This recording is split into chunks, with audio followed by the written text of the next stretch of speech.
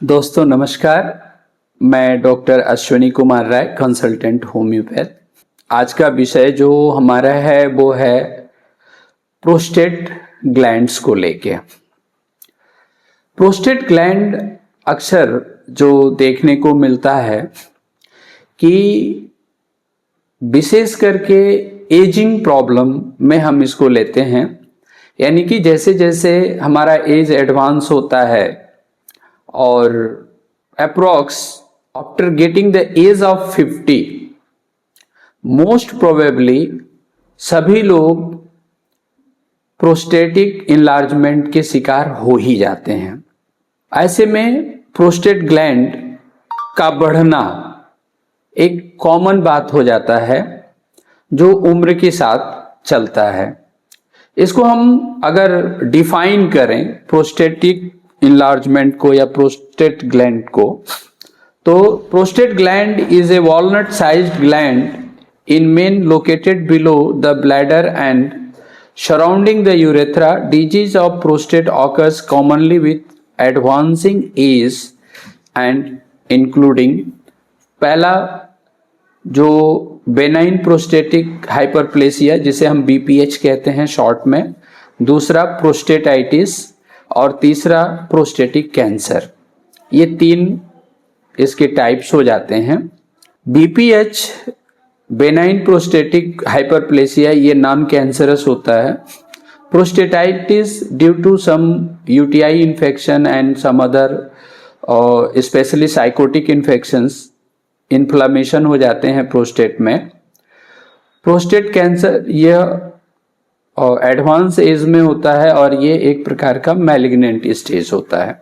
Benign prostatic जो hyperplasia होता है, ये पहला तो जैसे हमने कहा कि after getting the age of 50, यानी एज रिलेटिंग हार्मोनल जो चेंजेज होते हैं, खास करके अल्टर्ड टेस्टोस्टेरोन एस्ट्रोजन बैलेंस। दूसरा होता है हेरिडिटरी, जो पीढ़ी दर पीढ़ी चली आती है। सेडेंट्री लाइफ स्टाइल, ओबेसिटी और मेटाबॉलिक सिंड्रोम। प्रोस्टेटाइटिस में bacterial infection specially E coli and other infections, pelvic muscular tension, chronic inflammation, stress and lowered immunity. Prostate cancer में ओल्डर एज में होता है, जेनेटिक एंड फैमिली हिस्ट्री होती है, high fat diet और smoking की habit या ओबेसिटी। ओबेसिटी आप देखेंगे तीनों जगह कॉमन कॉज कर रही है। कॉमन सिम्टम्स क्या क्या होते हैं प्रोस्टेट के केसेस में? फ्रीक्वेंट यूरिनेशन होना, difficulty in starting urine, weak urine stream, जो फ्लो होता है वो बहुत कमजोर हो जाता है, ड्रिबलिंग ऑफ यूरिन, नॉक्चूरिया, रात में ऑटोमेटिक यूरिन का फ्लो हो जाना, pelvic and perineal discomfort in prostatitis, burning urination, खास करके जो इन्फेक्टिव प्रोस्टेटाइटिस के केस में देखने को मिलता है।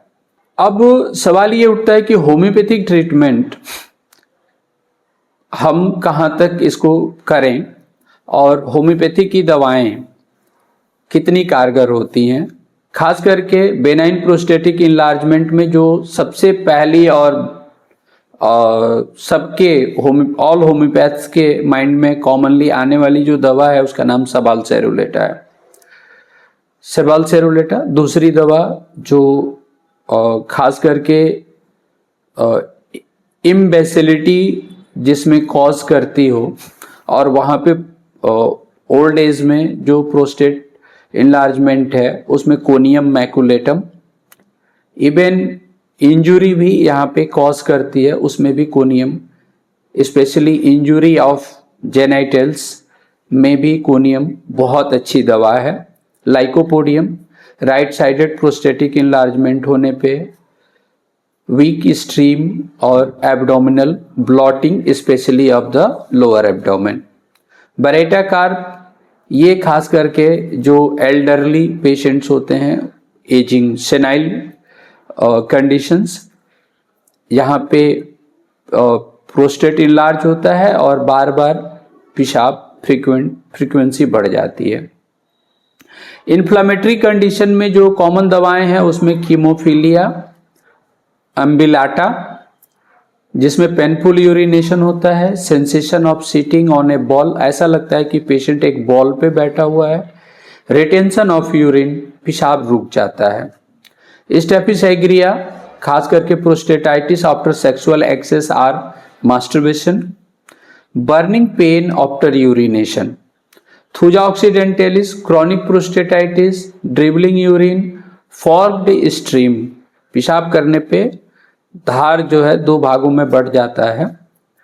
कैंथरिस ये बहुत अच्छी दवा है, खास करके जहां पे सीवियर बर्निंग हो, बार बार अर्जिंग हो यूरिन का, सिस्टाइटिस के कंडीशन में, और प्रोस्टेटाइटिस यानी यूरिनरी ब्लैडर और प्रोस्टेट ग्लैंड दोनों के इन्फ्लामेटरी कंडीशंस में।